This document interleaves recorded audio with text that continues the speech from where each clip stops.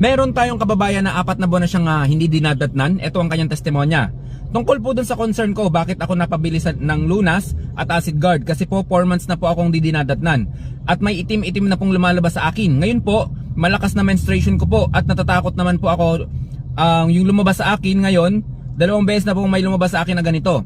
Okay, ano yung lumabas? Pasintabi mga kababayan. Ito yung lumabas kay kabayan.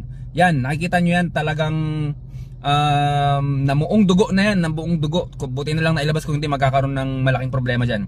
And then ang sabi niya pa, ayan po yung lumabas po sa akin. Normal po ba ito? 2 days lang akong umiinom ng Lunas at Acid Guard.